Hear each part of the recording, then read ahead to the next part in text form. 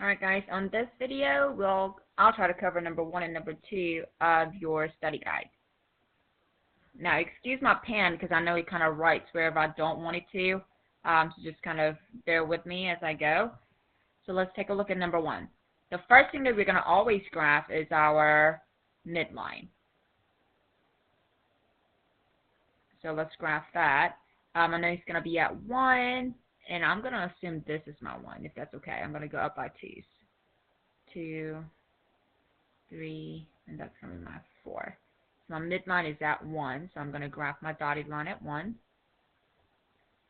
And we also call that a vertical shift, remember? So vertical shift is midline.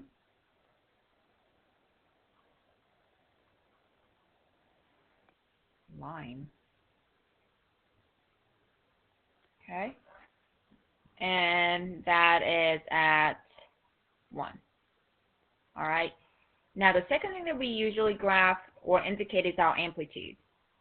Our amplitude is 2, even though it says negative 2, it's just 2. So I'm going to go up 2, so 3 is as high as my graph is going to go, and down 2, so negative 1 is as low as my graph will go. That's as high as it goes and as low as it goes. The third thing that we always do is our period, which is 2 pi over b, is our period.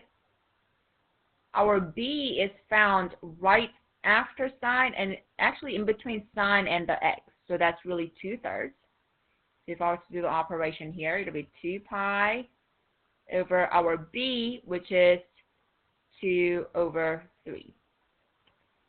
Now in this part, we'll have to keep changing and flip. So we're going to keep the top part, change the multiplication part to, change the division sign to multiplication. And we're going to actually flip this fraction, so this becomes 3 over 2. Now, as we know, every regular number has 1 as a denominator, so we'll put that down as well.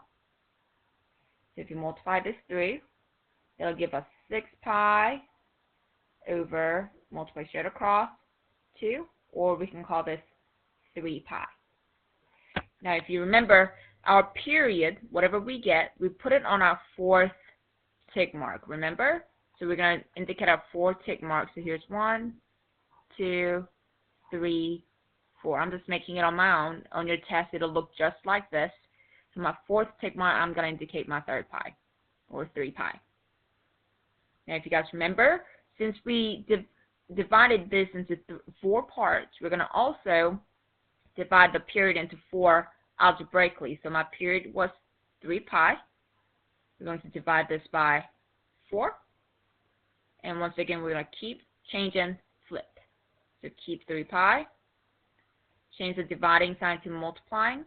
If I were to flip 4, remember there's an invisible 1 under that number. So if I flip it, that becomes 1 over 4. Put 1 under 3 pi. And multiply straight across. So that gives us 3 pi over 4. Which means so after I divide it by 4, that number, whatever we get, goes on my 1st tick mark. Okay, so my 1st tick mark would be 3 over 4 pi. The next one would be 6 over 4 pi. Remember, whatever that top number is, that's what we're going up by. 3, 6. Next one is 9 over 4 pi. And 3 pi. Okay. Now, I didn't fill this out, but we found our period. It was 3 pi. All right. Now, let's kind of graph this, but before we graph, we've got to see how it moves. That's what phase shift means. Phase shift means how it moves to left or right. Now, that's been told by inside the parentheses with x. So something with the x added or subtracted. Since it says minus 3 over 2 pi, it's really going to move to the right 3 over 2 pi. Okay. Now, if you take a look at your tick marks, I don't see 3 over 2, but take a look at this one. Okay. That one can be reduced to 3 over 2, so we're really moving over 2 tick marks over. Okay. Remember that. So 3 over 2, that's 2 tick marks. 2 tick marks. Okay, so let's take a look. sine function usually starts on your midline on your y-axis. So this is where you would usually start. However, we're going to move to the right 3 over 2 pi, or in this case, right 2 tick marks. So right 1, 2 tick marks. So this is my new starting point. Okay. Now, since in the front of the function we have a negative sign, that indicates that on my second tick mark, I'm going to go down to the lowest point. Okay. And then third tick mark, I'm going to go back to the midline. And I know we're running out of tick marks. We're going to draw some more here.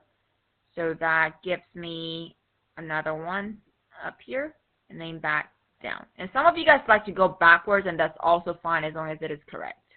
Okay. There we go. Okay. I was going to do number 2 on this video as well, but I feel like it's going to be way too long. So number 1, that's it. Number 2 is going to be on your next video.